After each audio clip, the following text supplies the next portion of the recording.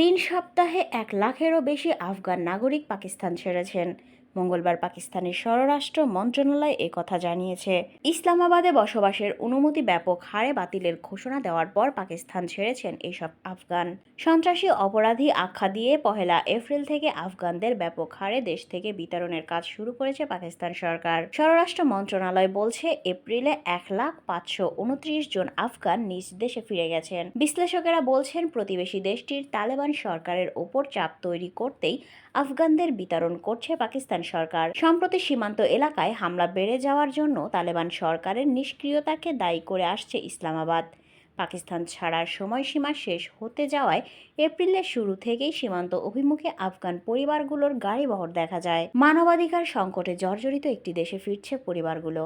আফগান নাগরিকদের প্রত্যাবর্ষণ নিয়ে আলোচনা করতে একদিনের সফরে কাবুলে যান পাকিস্তানের পররাষ্ট্রমন্ত্রী ইসহাক দার। এরপর গত শনিবার প্রতিবেশী দেশটির একতরফা এই পদক্ষেপের নিন্দা জানান আফগানের প্রধানমন্ত্রী হাসান আখুন্দ। এর আগে পাকিস্তানে অবৈধভাবে অবস্থানরত আফগান নাগরিকদের গত বছরের নভেম্বরের মধ্যে দেশটি ছেড়ে চলে যাওয়ার নির্দেশ দিয়েছিলেন পাকিস্তান সরকার। বেঁধে দেওয়া ওই সময়সীমার মধ্যে ১,৪০,০০০-এরও বেশি আফগান ফিরে যান। পাকিস্তানে প্রায় ৪০ লাখ আফগান বসবাস করছেন। সরকারের আনুমানিক হিসাব অনুযায়ী তাদের মধ্যে ১৬ লাখই অনিবন্ধিত।